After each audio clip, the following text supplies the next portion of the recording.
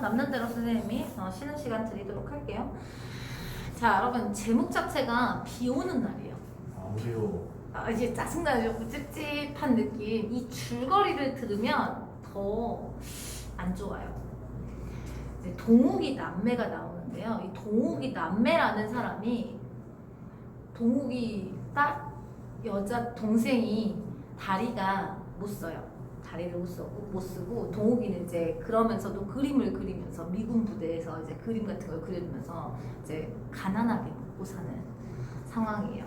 근데 이제 이게 6.25 전쟁 이 배경이거든요. 6.25 전쟁 때 배경일 때 나도 이제 피란을 갔기 때문에 어떻게든 먹고 살아야 되잖아요. 그래서 리어카, 여기서 나오는 서술자인 리어카, 이 나라는 사람도 여러분 그 이제 이름이 원구라는 사람이래요. 피란지 부산에서 리어카 행사를 하면서 어떻게든 먹고 살고 있는 중이래요. 근데 고향 친구인 동욱이라는 사람을 이제 우연히 만나요. 거기에서 만나는데 그래서 기독교 집안에서 영문학 같은 거 이제 공부를 하면서 동욱이가 그 쉽게 말해서 이제 좀 약간 지식인층이죠. 지식인층인데 영문학을 이제 공부를 했던 사람인데 전쟁 중에 이 피폐해진 상황에서 힘겨워해요. 정신적으로나 이런 것도 굉장히 힘겨워하는 상황에서 절망감을 많이 변해 있어요. 많이 변해 있는 상태에서 동생이 여동생이 이제 다리가 불편하다 했죠. 소아마비 때문이에요. 소아마비라고 그래서 이제 다리가 굉장히 불편한 이제 거의 이제 다리가 못 쓰고 이제 불구가 돼 있는 동생을 이제 같이 피가 나서 살고 있어요. 근데 집이 얼마나 안 좋냐. 우리가 생각하는 이제 판잣집 있죠. 그 주변이랑도 굉장히 많이 떨어져 있는 곳에 이제 판잣집에 살아요. 판잣집에서 살고 있는 이제 상태이고요. 이게 영어를 좀 했잖아요. 그래서 이제 미군 부대에서 이제 초상화 같은 거 보여주면서 입에 풀칠을 하면서 살고 있는 중인데요. 집에 찾아갔을 때 어떤 모습이 나타나면 동욱이를 찾아갔는데 누이밖에 없잖아. 누이밖에 없는데 비가 오는데 비 막 쏟아지고 있고 막 여기에서 양동이로 받치고 있고 바닥 물로 축축하고 막 앉아 있을 때도 없는 굉장히 힘겨운 여러분 여기에 이제 비 후두둑 떨어지고 있다고 생각해 보세요. 얼마나 찝찝해요. 그런 상황에서 굉장히 우울하고 그때 당시 때 우리 민족의 우울한 상황이라든가 안타까운 상황 같은 걸 그려주기 위해서 그 계절적 배경이 아니고 날씨 배경을 이렇게 설정을 하고 있는 거라고 생각을 하시면 될 것 같아요. 근데 얘도 비가 계속 장마 때 비가 계속 오면 리어카 행상이 난다고 했잖아요. 그러니까 얘도 먹고 살기가 굉장히 힘겨운 상황에서 며칠 동안 이제 원구를 못 찾아가고 있었는데 어느 날 동욱이를 못 찾아가고 있었는데 동욱이가 동생을 버리고 가출을 해버려. 동생 부담스러워서. 그리고 동욱이도 못 찾아가고 있었던 상황이잖아요. 근데 동욱이도 어느 순간 없어져 버려요. 집에 아무도 안 남아버려요. 그런 상황에서 원구가 생각할 때 새 집주인이 동욱이를 어디 팔아먹지 않았을까. 왜냐면 전쟁 상황이기도 하고 몸을 불편하고 얼굴은 좀 반반한 여자였으니까. 그런 생각에 자신이 먹고 살기 힘들어서 그동안 여기를 찾아보지 못했구나, 내가 돌보지 못했구나라는 죄책감에 시달리면서 작품이 끝나는 굉장히 우울하고 찝찝한 작품이어서 제목부터가 비 오는 날입니다.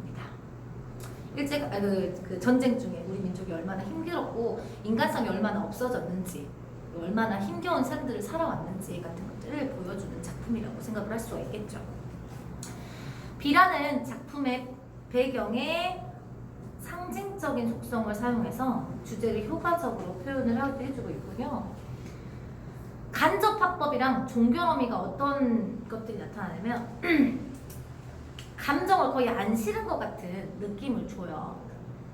시대를 냉소적으로 바라보고 있다는 느낌을 주기 위해서거든요. 냉정한 느낌을 주기 위해서. 그래서 약간 냉정한 혹은 냉소적인 감정을 이제 전달하기 위해서 이런 표현법을 썼다. 그래서 2번 간접화법의 종결어미를 사용해서 냉소적인 느낌을 주려고 했다. 됐습니까, 여러분? 여기까지 이해되세요? 네. 감정을 최대한 줄인 거죠. 그 다음에 호흡이 길어요. 여러분. 꾸미는 말이 없어. 그러면 우리는 이거 무슨 체라고 하냐면 간결체라고 해요. 꾸며주는 말이 많으면 그 화려체라고 하고요. 문장이 짧아. 그럼 간결체. 미안해요. 꾸며주는 말이 없어. 건조체. 꾸며주는 말이 없어. 건조체야. 그리고 문장이 짧아. 이게 간결체야. 그럼 문장이 길어. 이거는 우리는 사회에 이런 문제가 되게 많다 그러기 때문에 만연해 있다라고 하죠. 그 단어를 그대로 써요. 만연체라고 합니다. 그래서 여기 호흡이 긴 만연체 문장을 주로 사용해서 암울한 시대적 분위기를 나타내주고 있습니다. 시대적 분위기를 표현을 해주기 위해서는 시대적 배경 묘사도 당연히 나오고 여러분 아까 말씀드렸죠. 비라는 상징적인 소재를 사용한다고. 그래서 배경 묘사라든가 그 날씨 묘사를 통해서 굉장히 우울하고 암울한 분위기를 많이 나타내주고 있다 생각하실게요. 자, 4번.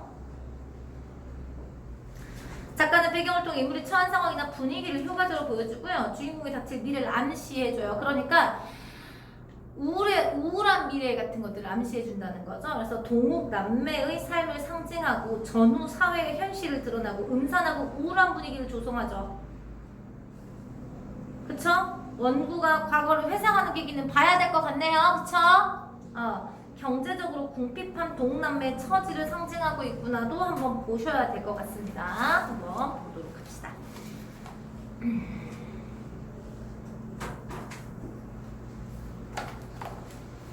이렇게 비 오는 날이면 비 내리는 날이면 원구 여러분 여기서 나오는 서술자입니다. 의 마음은 감당할 수 없도록 무거워지는 것이었다. 그것은 동욱남매의 음산한 생활 풍경이 그 뇌리를 영사막처럼 흘러가기 때문이었다. 어허 떠올리게 하네요. 4번까지 동그라미를 칠 수가 있겠네요. 그러니까 사회 전반의 분위기를 나타내주고 우울한 분위기를 만들어주는 거지 얘네들의 가정이 가난하다라는 것을 떠올리게 하는 소재는 아닌가 봐요. 이해되셨나요? 이해되셨죠? 좋습니다. 빗소리를 들을 때마다 원구에게는 그러니까 마음속에 남아있다는 것, 죄책감으로 남아있다는 것을 알 수가 있겠네요. 그쵸? 을의 동욱과 그의 여동생 동욱이 생각나는 것이었다. 그들의 어두운 방과 쓰러져가는 목조 건물이 그의 비장막 저편에 우울하게 떠오르는 것이었다. 비록 맑은 날이지라도 동욱 오늘의 생활을 생각하면 원구에게는 빗소리가 설레고 그 마음의 구석에 빗물이 스며든 흐르는 것 같았다.